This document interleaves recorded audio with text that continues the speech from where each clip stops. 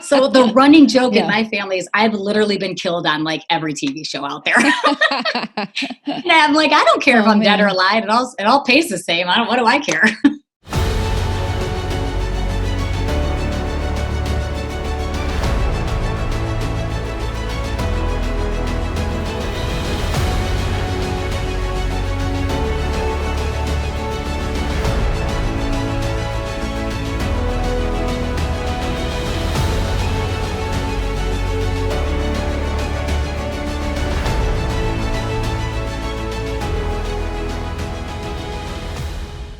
Hey there, welcome back to another episode of American Snippets. I'm your co-host, Barb Allen, and if today's guest looks vaguely familiar to any of you who are watching this as opposed to listening it might be because you've probably seen her before or some version of her in her line of work, although she will have been craftily disguised to be somebody else. But Sara Nice. Holden is also a little bit of all of us who have a dream, and it may be daunting, but what separates Sara from the pack of the majority of people is that she went for her dream, and then she went for her dream and went for it until she broke through, and she's crushing it today. And she is still, even now, on an upward swing that is going to be very exciting to watch in spite of everything she's already accomplished. Plus, on top of that, she's a wife and she's a mom and she's making it all work. She's got great examples for the rest of us. Sara, thank you so much for taking the time to sit down and talk with us today. Absolutely. I'm so excited to be here, and I'm excited to share my story, and hopefully I will maybe inspire one or two people out there, maybe more, hopefully more. Yeah, we just got an email back from one of our guests from a long time ago, or not a long time, but a couple months ago. And he's like, hey, Barb, somebody heard your podcast and reached out to me. He's a veteran and he launched his own business. And they reached out to him to see if he would mentor another veteran starting a business because they heard our podcast.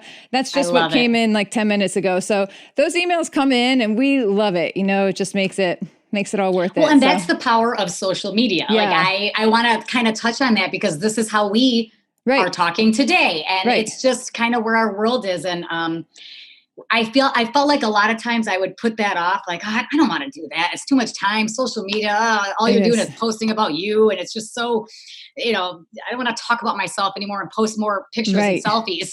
But I'm now starting to embrace it because just from that post, which we can, talk about, is why I'm talking to you today. And I also have gotten a lot of emails and Facebook messages on people going, my daughter wants to do what you do. Is there any advice you could give her? Like, I'm already starting to get this amazing support and feedback. And I'm like, absolutely. I want to help anybody that I can help. Because I felt like I maybe really didn't get that at the start of my career. So if there's anything I could do to help other people, heck yeah, let's do it.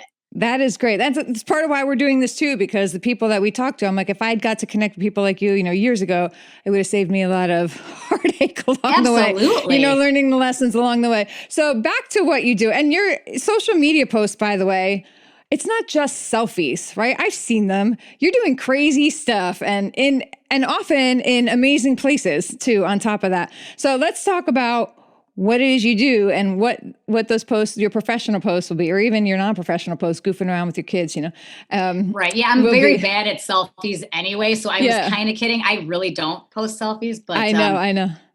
Sometimes. Anywho. So yes, hi everyone. My name again is Sara Holden. I am a professional stunt woman and I've been doing stunts for about 11 years, which is crazy to actually think that it's been 11 years. So I guess maybe I start how I got into it because that's the number one question. I get two questions. Hang on. Let's start actually with where you're doing now. Some of the places that you work, like who do you do these stunts for, right? Like, so who do I double? There's a sign behind you. Yeah. Yeah, I double for that girl. That girl right there. No, well, most recently I've doubled Kristen Bell on the reboot of Veronica Mars. So if anyone watched the original Veronica Mars, I did not double her then. I doubled her on just the recent reboot that premiered on Hulu. So that was a great little 4-month run with Kristen, and it was awesome. And more recent than that, I doubled a girl named Rachel Brosnahan, who plays the marvelous Mrs. Maisel. If anyone has watched that, she's unbelievably talented. And we shot a movie in Pittsburgh. It's actually not out yet. It's called I'm Your Woman, not out yet, but so I doubled her, and that was in Pittsburgh. All right, so yeah, you've doubled for people like Kristen Bell and Pamela Lee and all sorts of people, on big screens and on the TV shows and all that. It's super cool, and not a career that a lot of women, in particular women, I'm going to say women, but maybe I'm wrong, but certainly I've met a lot of interesting women all over the world, and you are the first person who's gone into the professional world of stunts that I've met. The first woman that's gone to professional world of stunts.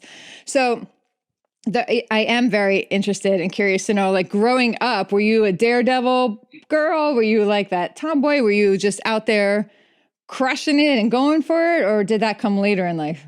Looking back and thinking about my childhood, I definitely was a tomboy, and I had more boy friends than little girls. There was a couple girls in the neighborhood, and whenever my mom asked if I wanted to go play with them, I never wanted to. And I never really gave her a reason, but I think it's just because I just felt like always just one of the guys. Yep. And I've always been athletic. I don't know if I was a daredevil when I was a little kid, but it was more just not afraid to get dirty and roll around on the ground. And, I played soccer, and then I was a gymnast. So I think that was more or less my childhood. But when I got older, I left gymnastics and I did competitive cheerleading.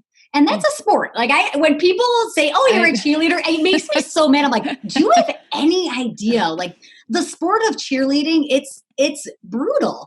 I was a flyer, so I was getting thrown up in the air, and sometimes they didn't catch me. So what happens? Yeah, I mean, like it's ouch. Ouch. Like a lot of ouches. So that was pretty fun. And then I've always been a scuba diver, and I skydive. And when I went to college, I got into women's rugby. And I think that was maybe the turning point, because I do not look like a typical rugby player. Now, what does that mean? I don't mean it by looks. I'm talking about my size. I am, 106 pounds, 5'1" and a half, maybe. Wow. Yeah. So I was just tiny out on the pitch. And so most women rugby players are like, 5'9", 10, 6 feet. So I got crushed out there. Oh. But we got to travel to Australia, and we played tournaments in Ireland, and I played my entire college career. So I think that actually got me ready for the stunt world, because I'm thinking, right, I got thrown on my ass all the time without wearing pads. So I got my butt kicked out there. So then when I got into the world of stunts, and I was, they said, you got to fall down those stairs. And I'm like, okay, but I can pad up. Yeah. I can pad. They're like, oh yeah, obviously you got to pad up. I'm like, oh, I got this. Used to taking falls, with nothing, like no pad. So yeah, I think just looking back at all of the sports stuff that I've done, it was like I was subconsciously getting trained for a stunt career that I never knew existed, and was what were you going to college for? So I've always been in theater. Okay. So doing theater I went to Western Michigan University, and then I also studied advertising, which now I'm looking back going, wow, theater and advertising. I mean, I'm using great both crossover. of those. Yeah. I mean, I have to constantly be marketing myself and advertising myself, as you saw, because you saw my post. Yeah. And then the theater, I mean, the fact that I have an acting background, for productions nowadays, especially even more so, people will hire me to play a small role, and then I do my own stunt. Okay. Because it's saving the production's money. They can hire an actress to do a small role and like a victim role, like die, and then they'll hire me to double her, right? Yeah, okay. Well, you could just hire me, and it's like, yeah, I'll just do both of those, and you can I will save some die money. and perform. Yes. Yeah. So the running joke in my family is I've literally been killed on like every TV show out there. And I'm like, I don't care if I'm dead or alive. It all pays the same. What do I care? How are some ways you've died? Oh my gosh. How are some ways I haven't died would be the question. I've been shot in the head. I've been, I had a syringe full of air put into my neck. So then I had like this air embolism and died. I've been hit over the head with a brick. I've fallen. I fell out of a coffin and hit my head on something and died. That was on Castle. I mean, can I go on? Here's a good one. On CSI, I was bludgeoned to death by a bathroom towel bar. Oh, that's unique. Yeah, that's a unique one. I have some good pictures of that one. That was strangled. I am telling you, it's everything. It's That's hilarious. Yeah, that's hilarious. Do you ever do like stunts that don't involve dying? It's rare. Yes, I do. Yes, like tomorrow, I'm working. I'm working on a pilot in California for Warner Brothers, and I am driving a van, and another stuntman hops onto my hood of my car, and then I'm trying to swerve and get him off the car. Okay. So that's the job tomorrow. So I don't die. I'm not hitting the ground. So sometimes we call those, easier jobs. Yeah. Like those are great because I'm not going to be coming home and having to take a bunch of arnica for my bruising, and I'm not going to be icing my head, or it'll just be a fun day on set. So what does your husband think when you come home like all battered? So that's an amazing question because I joke, but I could like be out doing the most amazing thing and doubling this big, huge movie star. Yeah. And I come home and he's like, did you get hurt? I'm like, no. He's like, awesome. What's for dinner tonight? I'm like, wait a minute. Can you just like, it's so humbling, which I joke because that's great, but it's almost like, wait a minute. Can you tell me I'm kind of cool, like for just 1 minute? Or do you just want to know what's for dinner tonight? Like, do you have any idea what I just did? He humbles me because he's not a Hollywood guy. He watches movies and stuff, but he doesn't know like actors' names. He doesn't just keep up with pop culture, I guess is what I would say. Right. If he's watching TV, he's watching the History Channel or like a PBS documentary on something like space and planets. And I'm like, what? Very different. And like, I like to keep up on my shows because a lot of them I work on. So I like to watch the shows that I'm working on to find out the tone and, the actors and get familiar. So we don't really watch TV together. That is funny. That's funny. All right. So you're going to college for theater and advertising. Yeah. And you're done with college. Yeah. And then what?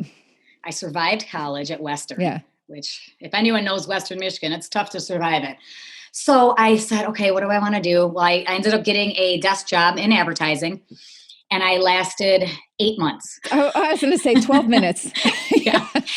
It wasn't that I wasn't good at the job. Like I was fine, but it was the sitting. It was just the monotonous going to an office. And did I say I moved to Chicago? Did I tell you? That's where I was. Okay. So I moved to Chicago, which is only, 2.5 hours west of my college. So it wasn't far, but big city. And a lot of the big advertising agencies are there. Yeah.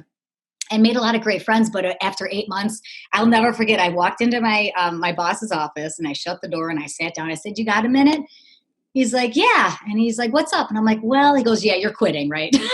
And I said, "I'm so sorry." And he goes, "Listen, Sara, you need to go do something. Like you're too much. You need to spread your wings." I don't remember exactly what he said, but let me put it this way. He was not surprised that I wanted to move on and do something else. Right. And so he supported me. He's like, "I got you. Like, do it. I don't blame you." So that was really great. And then not to mention my husband, when I dropped the bomb on him, like, "Hey, I think I want to I don't know, maybe act or kind of do go into the entertainment field." And he said, yes, he supported me. He actually pushed me to move to Hollywood. And looking back, I think had I not had that encouragement, I don't know that I would have done it because I thought, oh my gosh, I always thought that actors, if you weren't a child actor, you weren't really an actor. And that sounds ridiculous now because I'm in the business, but I didn't know anything about the business. So I figured, gosh, I'm starting off at 22. I'm so old. Right? Oh my God. I know. No, it's hilarious. But I'm like, when you're in when you're at 22, you don't know anything else. And I'm like, I'm washed up. No one's got 22 starting an acting career. This is absurd. So I did the thing that a lot of people do. Packed up everything. I drove a Dodge Neon at the time. Nice. I was hoping it was going to get me out there. And I packed up my life in my little car and drove all the way to Hollywood. I didn't know anyone. I didn't have a job. Was your husband, were you married? You were married then?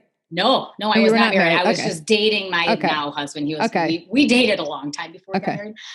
But he drove out with me and I flew him back, and I just kind of sat in LA going, okay, well, here I am.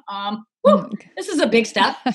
I think I lied and told my parents I had a job there just to make it more real for them. Like, hey, listen, I'm going out there probably just for a little bit. I've got this job. They knew I wasn't.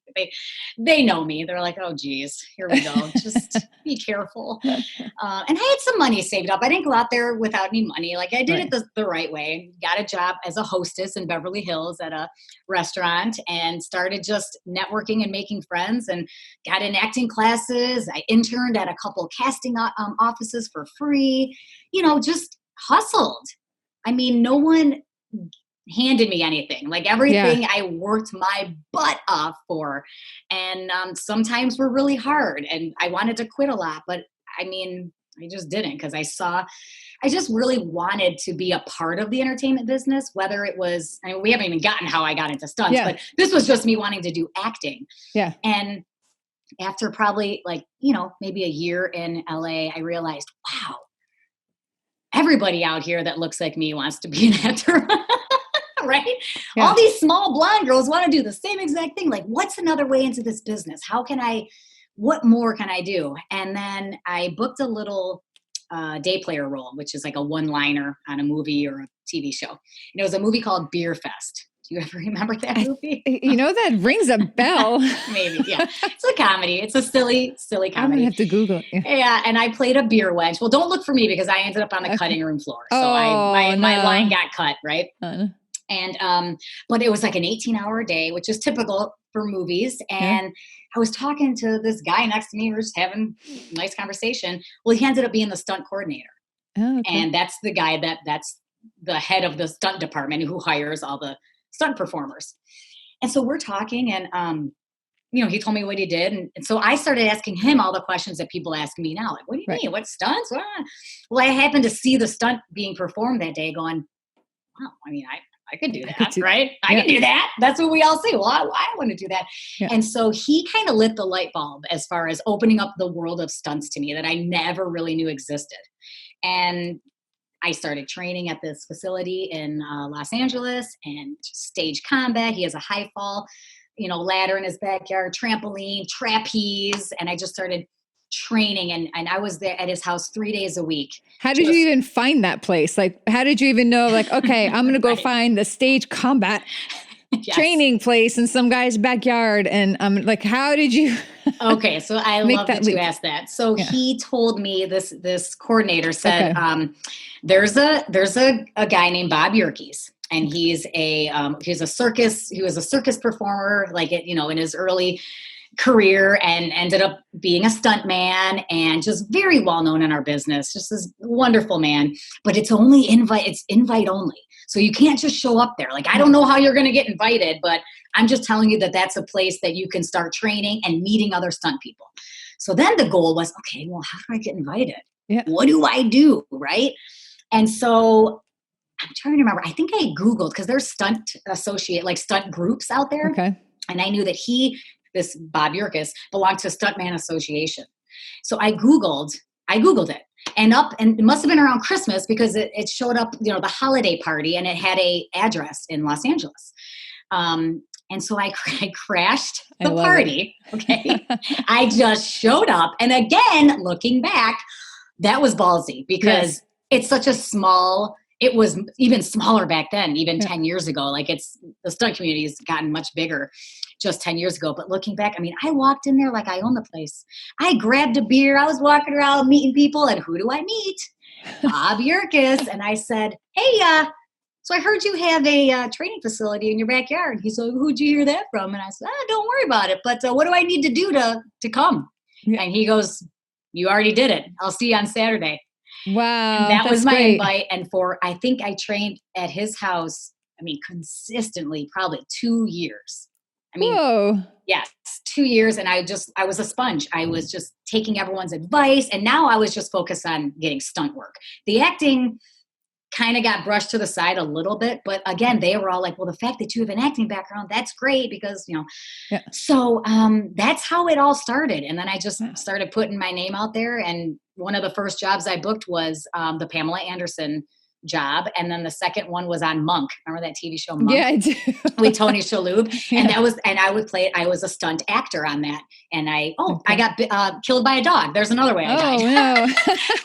No. I got mauled actually by a dog. So, those were my two first jobs. And then I just started working. That's so cool. So what were you doing in the span of that 2 years where you're training? You also have to be supporting yourself. Yes. And maintaining a relationship that wound up being, your marriage, right? That led into marriage. So how do you consistently train and work and support yourself and maintain and grow a long distance relationship? All in your early 20s when, that's... Yeah, it was difficult. I was very, very, very busy. I'm a very disciplined person. If I have a lot of time on my hands, I don't like that.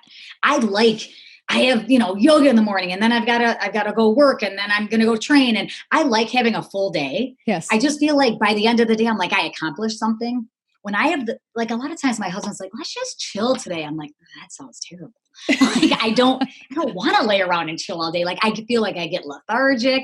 So I just kept busy out in LA. So I, at this time when I started training with Bob, I was bartending at the farmer's market, the original farmer's market in LA. It's been around since, oh my gosh, forever. I don't know, the 30s or 40s. So it's a staple in Los Angeles. Are you familiar with Los Angeles? No, very, very faintly. Yes. So anyone that's listening that knows LA, they'll be like, oh yeah, the farmer's market. I know exactly what she's talking about. It's at 3rd and Fairfax and it was right next to CBS. So I would be working the day shift normally. So I'd go up and I'd get up and I'd go train, do my stunt stuff. And then I have to be at the bar at noon and I'd do my noon to 7 shift. Well, CBS was right next door. So all of the CBS guys would come to my bar during their break. And Y&R, Young and Restless, was filming there, along with a lot of the reality shows at the time. I think maybe Dancing with the Stars at the time. I don't know, a bunch of shows. So then I would network with these people and let them know, this is what I'm doing. And so I made a lot of connections there. And I ended up meeting the stunt coordinator on Young and Restless. Perfect. So, I mean, it's all about, I find for me, if you don't tell people what you want, how are you going to get it without help? Right. But I'm sure there's people out there that can do it on their own. For me, I like putting the word out there. Just what I did with this post, and it was why I'm talking to you right now. Right. I put it out there and say, hey, everyone, this is what I do. This is what I want to do. And you want to help me out? Because I feel, what's the worst case scenario? Exactly. I'm not going to be anywhere behind than I am right now. All someone can tell me is no. And I've never been afraid of that word. That word does not scare me. Like, no, all right, well, I'm going to go ask this other person until they say yes. Right. Yeah. So that's what I did in LA, and just the networking happened. And then, but I bartended for 5 years out there. Wow. And while I was starting to get like a gig here and there, like, it would be, I get one day on a TV show. Yeah, that was good money that one day, but then it was gone. And then I'm waiting for the next job. So I had to maintain my bartending job just to support and to pay my rent and all that. And I mean, luckily it was busy and I made really great money there. I was going to say, I feel like you'd probably make really good money as a bartender. It was amazing. I made so many friends. I mean, all of my friends they're still my friends, and I don't work there anymore, but so it was a great opportunity. And the other thing is my boss at the bar also supported what I wanted to do. So if a job came up and I had a shift, I'd be like, hey, I've got this TV show. I really want to do it. And he's like, done, go do it. We'll cover you. Oh, that's great. So it was amazing. Yeah, it really was. I was very lucky. And then as far as maintaining the relationship, that was probably the hardest part. I bet. Because my husband he is a musician. He does it as a hobby now. But back then when we were dating, he was a full-time musician. He was living in Nashville pursuing his dreams. Okay. I was in California pursuing my dreams. So we were super supportive, but just living completely different lives. Right. And it was all over the phone, our relationship. So that I would say struggled. But I mean, we're married, so we got through it. I don't know how. I don't really know how, because we didn't date other people. I mean, so it was just odd because it was just, the time change. It was just hard to get on the same path, on the same, just like when I was working, he was in the studio, and then he would get out, but I was going to bed because of the time change or vice versa. And it just was, it was a little sticky at times, but now we have 2 children. So now we have different obstacles. Yes, you do, don't you? But those are fun obstacles. Yeah, they are. They really are. Most of the time anyway. Most of the time. So you said a key word here a couple of times that I want to tap into, because we talk about this a lot. And you talked about networking, which is huge. We know one of the things that we dial in on is the power of proximity and the people you surround yourself with, and that it's so absolutely worth doing things. You said you interned for free at an acting school. Oh God, yeah. And casting agencies. Absolutely. I've done so much work for free. I can't even tell you. Right. And that's huge. The fact that just came to you and you said, well, I'm going to go in, I'm going to do it. I can't tell you how many people I talk to like, well, I'm not going to work for free. I can't work for free. And I'm like, but you got to sometimes, Yeah. I mean, there's a time to know, right? When it's time to stop working for free there, when the time is to stop working consistently for free. Right. But especially when you're just trying to get in and learn something, to meet the people that you meet, right? I mean, how much value did that add to what you were pursuing? I mean, it was everything. Had I not done that, I don't know how I would have broken in the business, because I don't know any stunt people. Like a lot of my stunt friends, their parents were stunt men. So we call them second gen kids. And so we always give them crap because it's like, well, you didn't have to do anything. You didn't have to hustle. And again, these are my friends. So it's just like I'm razzing them. Yes. But it's the truth. And they'll admit it. They're like, well, yeah, I mean, you guys absolutely had to work harder. I mean, if my dad was a stuntman, well, I don't think I'd have to do any of what I did. It would just be my dad calling, going, hey, listen, my daughter wants to get it, wants to get in. A lot of these kids had their SAG cards, like that means the Screen Actors Guild, which it took me 2 years and busted my butt to get my SAG card. They had their SAG card when they were 6. Wow. Yeah. And I mean, not all of them, but I mean, honestly, they were children and they had their SAG cards. Like I had to, I can't tell you, I did extra work. I didn't even touch on that. Like you hear about being an extra on movies and TV shows. I was a regular extra on the show Scrubs with Zach Braff. I was a nurse. Like I'll watch episodes and I'll be like, oh, there I am. There I go. Walking in the background, holding a folder as Nurse Sara. I also did extra work on the OC with Misha Barton. And I'll see myself walking along the boardwalk in shorts, like, oh, there I am. I mean, so I did all of that because not because of the money, because I was making like $50 a day and I was working 14 hours as an extra. It's not fun work. Yeah. But I looked at the positive, like, okay, I'm going to do this because it's getting me closer to my goal. And I'm surrounding myself with other actors, because a lot of extras in LA, the majority, they're actors. Right. So I would network with other actors. Hey, did you hear about this commercial workshop that's happening this weekend? No, I didn't. I'm going to do it. So I can't express how much networking is everything. Yeah. Because I feel like had I not surrounded myself with all of those people, I wouldn't have known about this, that was a stepping stone throughout my entire career. And also surround yourself with people that are successful, because, right? Like if you're not surrounding yourself with these people that you want to, what they're doing and the success that they have, I mean, it's just a constant motivation when you're seeing what they're doing. You're like, well, I'm going to hang out with them. They're doing something right.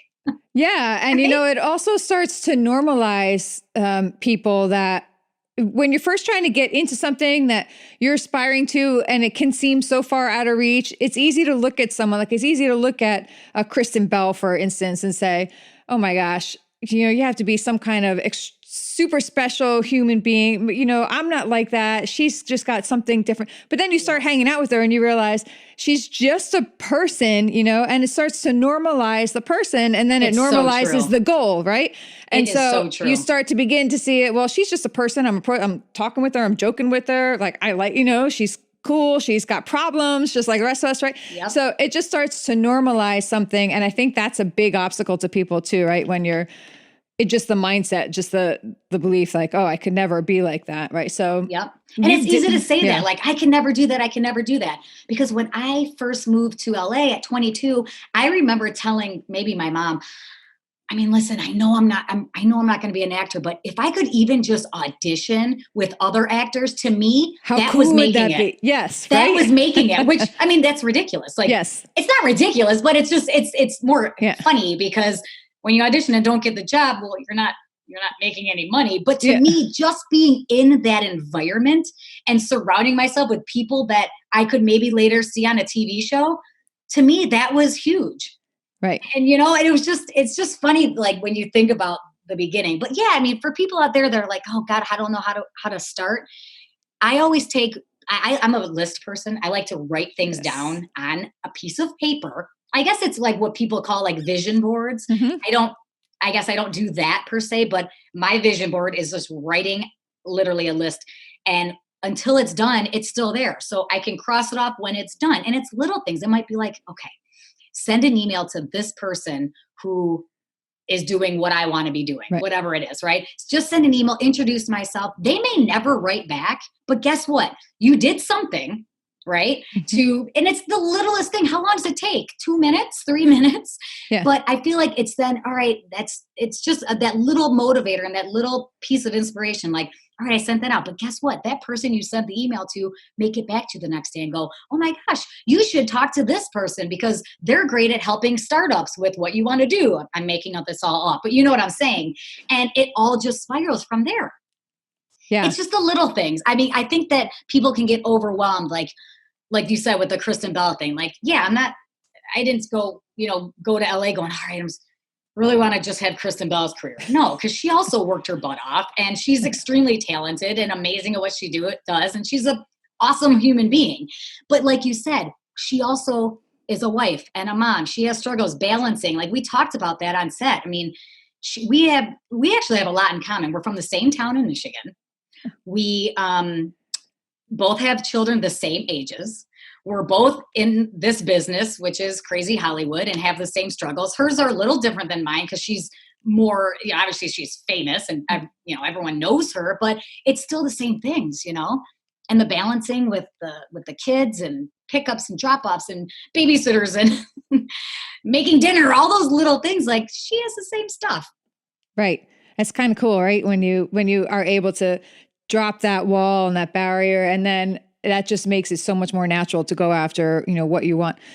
Would you say that your career is male dominated, or is it like equal? Is there more of a demand for women because there are fewer of you, or is it like, no? Okay. And I know you don't really want to go like crazy, deep into it, but it would just seem to me that there would be fewer women doing this than men. So it is 100% male dominated. 100%.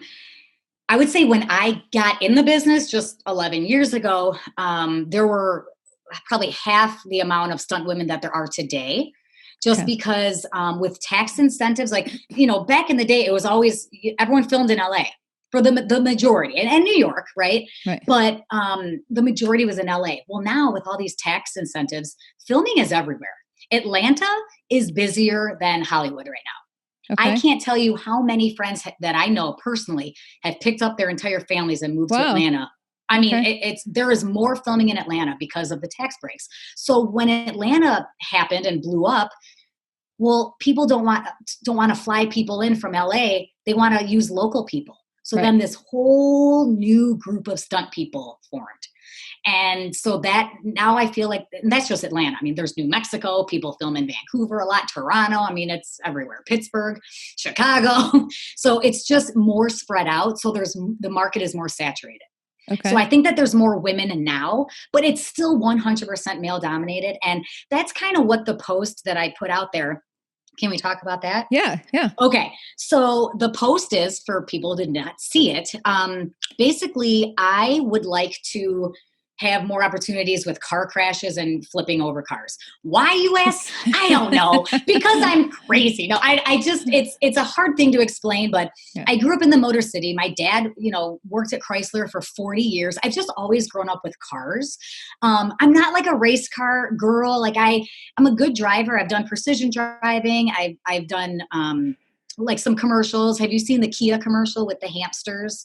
Remember that ad? And they're like going like this with the Kia Soul. Maybe. Well, people that are listening are going, yes, I know. Okay. So I was the hamster that drove.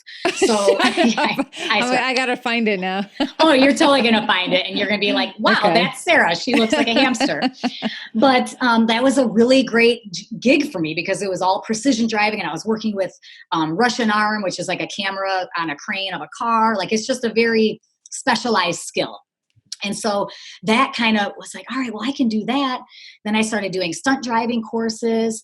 And the next thing is flipping cars. And I'm a very petite person, which helps when you're going to be flipping a car because you're more compact, right? There's more room. Rather than if I was 6'2", probably, not that there aren't tall people that flip cars, but I'm just saying it's just an added bonus. And I just found, and it just happened on this film in Pittsburgh, that a lot of those jobs go to men.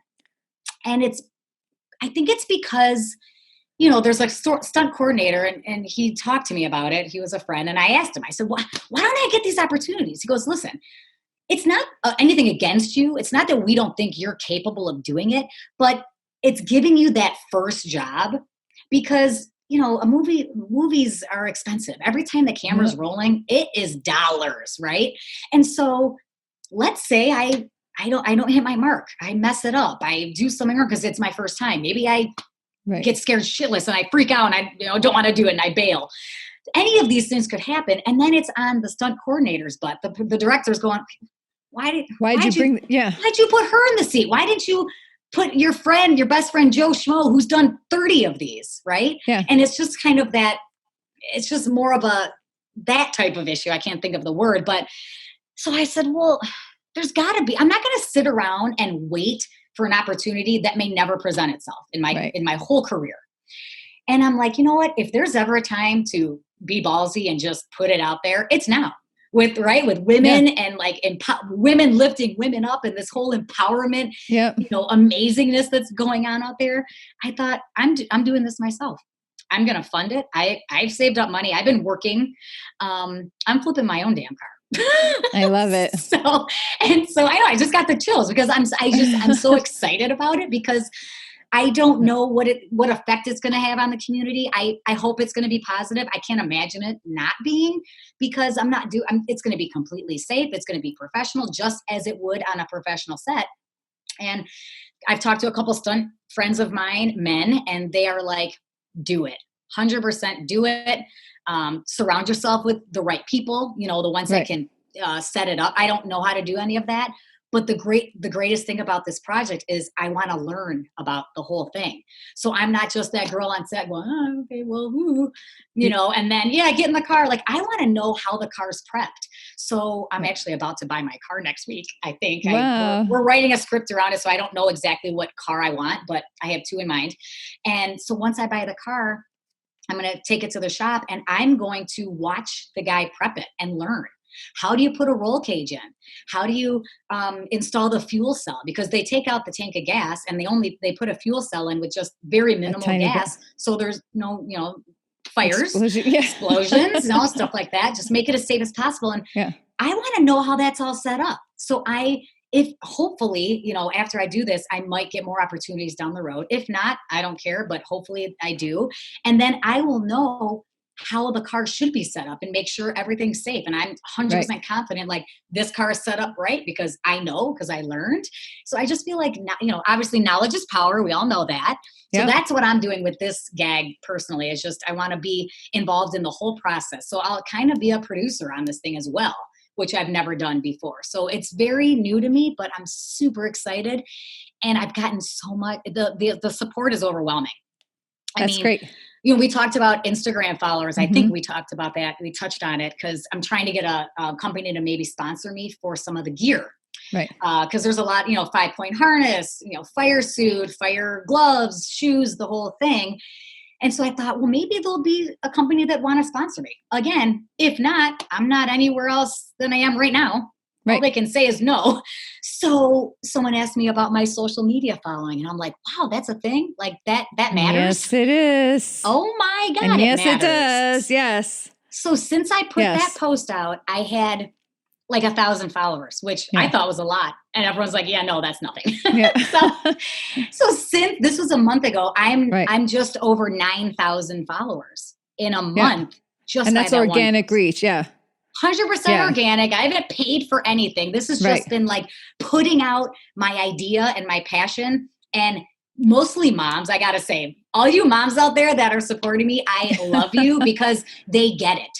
Because it's like, being a mom is a full-time job in and itself. Yes. I mean, I'm exhausted. I've never been more exhausted by the end of the day, even in my 20s, as I was with 2 toddlers.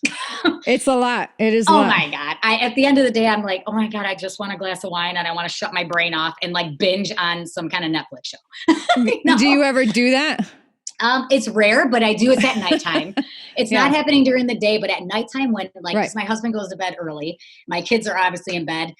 Those 2 hours are golden time for me. I get more done. And when I say more done, sometimes it is watching TV, but a lot of times it's, I'm making lunches for the next day, or I'm throwing in a load of laundry, or I'm catching up on my emails. But sometimes it is just drinking wine and watching an hour of This Is Us. And crying in my bed, going, oh my God. It's a great show. But so that's, I don't know. I just feel like this whole side project has gotten me so much momentum, and I'm like, I'm riding it. I'm riding this momentum because it's amazing and there's a lot of support. So I thank everybody who actually knows what I'm talking about and actually has supported me and followed me. I appreciate it so much. So what are you're gonna produce like a short film and put it out there, just like have it in your clip and for your promo, your own promo? So that's what it started out as, but because this thing is kind of blown up, there are other opportunities on the table, which I'm not supposed to chat about, but it could be bigger. But yes, it started off where it's like, you know what, let's just write a little scene around a car flip. I'm an actor, so like maybe I'm a mom that gets chased and her car flips, or maybe I'm a thief and I steal a car and I get, who knows, right? Things. Yeah. So that's where it started off with, but, and it may still end up being that, but I've been approached by other people that are like, I think there's something more that could be done here. So that's all in the works right now, which is super exciting. Yeah, so that is cool.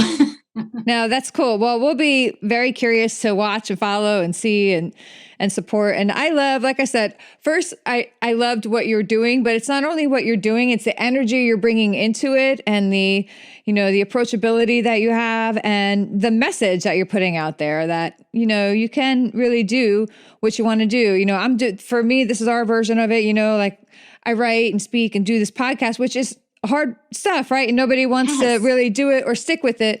But I feel like it's not like as glamorous, but like as the stunt world, and the stuff you do.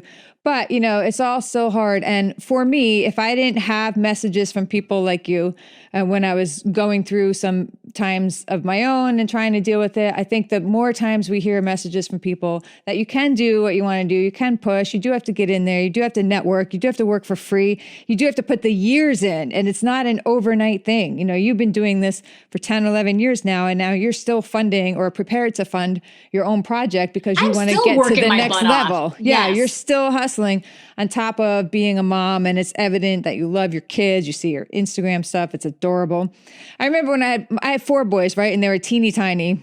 You have 4 boys? Yeah. Oh, good Lord, God bless you. Okay. 6, 5, 3, and 1. And I used to be their hero. God. And I was on my own with them from the time my oldest was 6, when my husband died. And so, but I remember like when they were teeny tiny and how much fun it was to like just play and be goofy and be silly with them, but it was freaking exhausting. Right. And so anyway, the whole reason I'm rambling is because I love sharing messages like this from people like you who are moms and pursuing a career and doing all that, because you do like you said, the whole movement of women lifting other women up didn't necessarily exist, years ago. Social media didn't exist, when I was in the trenches with my kids. So that is a large reason of why I'm drawn to your story and what you're doing, because I love it. And I have great appreciation for you putting your message out there and doing it, because I think you are going to wind up an inadvertent ripple effect. I think of what you're doing is you're going to reach a lot of women in particular who are going through something or another and just appreciate connecting with you. And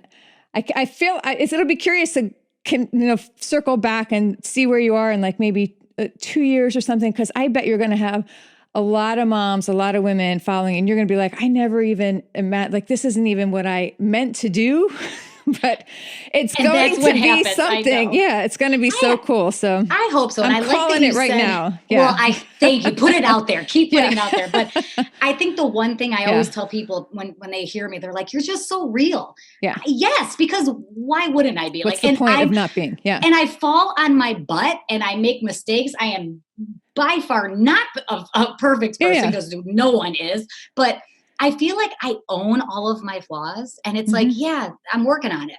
Like I'm always working on something. And I feel like it's those people that maybe think they don't have a lot of flaws or don't want to work on anything. Like there's always an improvement to make. Yeah. I mean, geez, like you just said, you just said something that I'm like, oh God, I got to remember this. You said it was so nice when I had my boys were young and we just could play and stuff.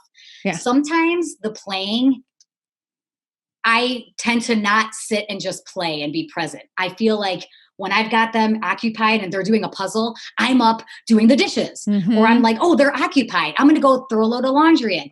Well, you know what, Sarah? Just because they're going to grow up, as you know, and they're not going to want to play with me anymore. You're not the rock star anymore.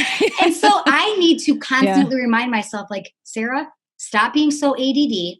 The stuff around the house will get picked up. The Legos that are laying over there driving you nuts, it'll be fine. And just sit down and do a puzzle with your kids. And it's not that I don't do that, but I feel like I want to do that more. Because I know the time's going to go by and I'm going to be like, oh, I should have done that puzzle. I did that load of laundry instead. Yeah. I mean, no matter what you do, you're going to have those regrets and those moments, but I think if you just live intentionally, know that you're doing your best, that's the best you could do. But you could do little things. Like I used to put like a big bucket, like a giant bowl of dish soap and stuff on the counter when I was getting, pots and pans washed and stuff. And then my kids would like jump up on a couple chairs and be splashing in the water and like washing dishes with me, when I was doing. God bless you. And there'd be like a bigger mess, but I didn't care. I mean, sometimes you just have to surrender to the experience. When you're that outnumbered, there was no chance. So you have to just like know what know your battles, right? All I would be thinking of is, oh my God, my kitchen's just going to be a total disaster. You do think that, but you get over it. Once you realize like, whatever, but that's a whole other story. So, you're doing this clip now, this self-production, which would be awesome, right? Where would you like to see yourself in that 5 years? Like, where would you like your career to go? So a lot of people ask that. And the next step after being a stunt performer is a stunt coordinator. Okay. I want to say that I want to be that, but I don't. Okay. And I don't know why. It just doesn't really interest me. I wish it did, because again, that's the next step. Because then I'm kind of running the show and I'm hiring the stunt people and I'm not taking the falls anymore. I think it's just a lot of pressure because I just don't know that I have the interest in the budgets and setting up the stunts, hiring the right riggers. If something goes wrong, it's all on you. There's a lot of pressure. That wouldn't be for me. I would say doing more car stuff because, I'm not 25 years old. I am still in great shape. I'm actually probably in the greatest shape I've ever been. So I can still perform and do fights and fall down the stairs, all of that. But in 10 years, most of us do that, but not on purpose. Like, yeah, right, exactly. But yeah, go ahead. Fell down the stairs, but I was in the chiropractor's office. I mean, I get bucked off a horse, but not necessarily on purpose. But yeah, go ahead. Yeah, and you're not getting paid for it, right? Right, no. Listen, when someone gives you a contract and you're getting paid, the hurt is a lot less. Yeah. It just doesn't hurt as much. Yeah. But, in 10 years, am I going to want to be doing that stuff? I don't know. I can't answer that. I really take good care of my body and I try to be super healthy, and I am. But, obviously you can't fix getting older. So doing car work, maybe not flipping over cars, but more of the precision driving and sliding the cars around. Like that's something that I feel like I could do till I'm 70. As long as they want to hire me. I mean, the problem in Hollywood is, as we probably have all heard, like women's careers in Hollywood, they just aren't as long as men's. I mean, it's just, I want to change that. I don't know how to change that yet. I hope to figure it out and try to push toward that. I think what we're doing now with this whole lifting women up and it's starting, so who knows where it's going to be in 10 years, but the 20 something girls are going to come in and they're probably going to get a lot of the jobs. Right. So I just hope to stay healthy, get into more car stuff, which is going to be, this car flip, like maybe being taken more seriously as a woman that can drive, because there are a handful of amazing women drivers in the business. And so I want to surround myself. Like I want to maybe try to involve them in this car thing. That would be awesome. Can you imagine if you all got together and did it? That would be, that's what I'm saying. That would be huge. Very huge. And there's a woman, I don't want to drop her name, but I'm trying to get a meeting with her actually in LA on Wednesday. So I'm waiting to see. And again, it was what we talked about earlier. Yeah. I sent out the email. I don't know if she'll ever get back to me, but why not ask? Yes. She might read it and be like, because I said, I want to talk to someone who I respect and who I look up to and who I value their opinions. And that's all true. So hopefully she'll read it and be like, wow, that's awesome. Yes, I want to help this girl out. Yeah. Because she was in my position. Like she was starting off doing stuff. And so, fingers crossed that I can meet with her, and then who knows what, I don't know. I'm going to tell her the story and see what her ideas are and take her ideas, because I 100% respect her, and, take it to the next step. That's great. I'm super excited to see what comes next. All right. I am going to ask you a couple more questions and I'll let you go. Here at American Snippets, what is big, important to us, we're a patriotic platform. We love our imperfectly perfect country for all its flaws, but we still love it. And we are real big on the concept of the American dream. We believe it is not dead. We think anybody can go out and get it. We think there's a lot of opportunities out there. I'm a military widow, so that's my community. And that's my passion, is seeing people take advantage of all the opportunities that, our military community affords us. Right.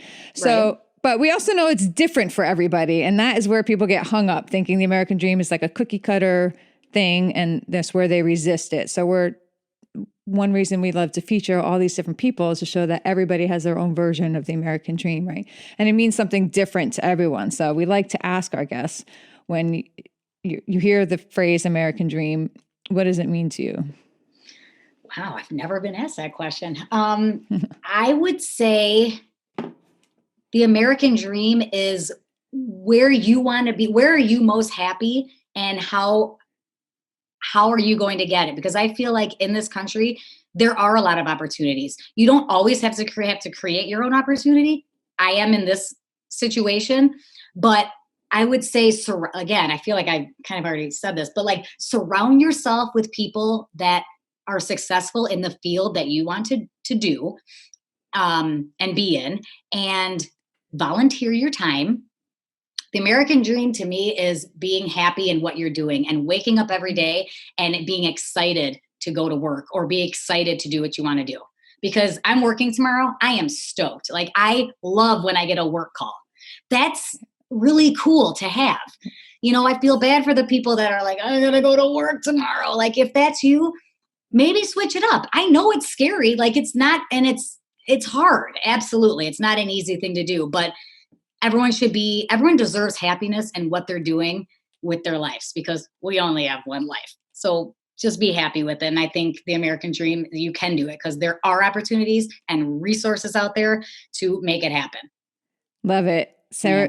Yeah, I love it. I love it. Thank you. And I know sometimes the question can catch people off guard, but it's one that we love to ask because it's something we like to get people thinking about. And it's one reason we're doing this, to get people thinking about it and make sure the concept is. You're really keeping me on my toes. As long as you weren't asking me a question about politics, because I would have been like, I gotta go. Yeah, no. I mean, look, but that's why we're doing this, right? We have our own political views, and not everybody we have on the show aligns with our political views, and we really don't care. That's the point of what we're doing, right? Is because it's the divisiveness we're trying to attack and kind of re-promote, just respecting each other's views and getting people back. But yeah, we have our strong views. I don't know if you and I would have the same views. I don't really care, right? I don't either. I really don't. And no offense. Right? I'm just, I'm not respect everyone's views. I really don't care. I just want to know about you. Like, what do you like to do? I mean, like that's we'll have something in common. Yeah. There's no and doubt. So I love that you even said that and brought it in, because that's where we're going. And that's one reason that we just keep doing this, is show that underneath it all, we all have things in common. We're all chasing our dreams. We all want the best for our families and our communities and our careers. And, you find a way to give back to other people. So I love your story. I can't wait to see where you're going. And I'm going to go find that mouse in the Geico commercial and say that I got to talk to. No, it's a hamster in the Kia commercial. Whatever. Hamster in the Kia commercial. That was so funny. I don't watch commercials, right? I don't watch like a lot of TV. And if I do watch something, it's DVR. Very rarely when I watch something, it's DVR'd. So commercials are to be. Right. People aren't watching commercials anymore. But this one was a while ago. This was when people were still watching commercials. And it was, I love that you said it was a mouse in the Geico. Though. Maybe I'll try to be a mouse in a Geico commercial. In a Geico. See? Well, if you ever are, I need you to ping me and let me know. Geico can thank me. That's hilarious. Because the listeners are going, I know what commercial she's talking about. And I did two of them, guys. Clearly, I don't watch a lot of TV. Oh, that's funny. I'll send you a link. All right. Thank you again, Sara, for taking the time to be with us. I'm super excited for you and to have had the chance to speak with you. If people want to follow you and get connected with you and see, more about you and stay up on your work and support you, where can they go? Yes. You guys, I would really appreciate it. Yeah. If you want to hire me, but if you just want to follow me on Instagram, I post a lot of the behind the scenes on different TV shows I'm on. I do post some of my kiddo stuff, but not a ton, but I have to, because I'm a proud mom. And I post a lot of my travels, because I do a lot of like adventure travel. So my Instagram handle is @SaraHoldenStunts. Awesome. Now I got to ask one more question before you go. You said that adventure travel. What do you mean? What do you do? Well, I just go to really weird places that people don't typically go to. For instance, I just was in northern Finland last month, and I slept in an ice hotel. Like just as vacation, you and your husband do that? Well, my husband actually had a meeting in Helsinki. Okay. So I'll never forget. He texted me in December, and this is the text I read. Do you want to go to Finland in January? Why not? And I'm reading it going, wow, that's random. Never thought I'd see that. And I wrote, okay. And then the next question was, are we bringing the kids? And he wrote, no. And I'm like, okay. I'm in. So I kind of tagged along on his work trip, but it was fantastic. I mean, we went snowmobiling. We were up in the Arctic Circle and stayed at this amazing ice hotel where literally the whole place was snow and ice. And they had an ice bar in there where they sold you like shots in, obviously ice shot glasses that you had to like break and slam against the wall. That was the Finland thing to do. That's cool. It was bizarre. We slept on reindeer hides. It's on my Instagram. You should. I did see it, but that's cool. And that's why I'm like, more people, that's not your typical vacation, like where you go to beaches or like resorts and spas, like get out there and. I am not a resort girl. Neither is my husband. We do not want to go to all-inclusive resorts and lay around and drink sugary, crappy alcoholic drinks. I'd rather go climb up a mountain in Israel or do something weird. That's awesome. All right. I really will let you go now, Sara. Again, thank you so much. And I look forward to seeing what's to come with you. Thank you so much for having me. I appreciate it. And we're going to have to meet up because I think we could be best friends. Yay. All right. Awesome. Thank you so much.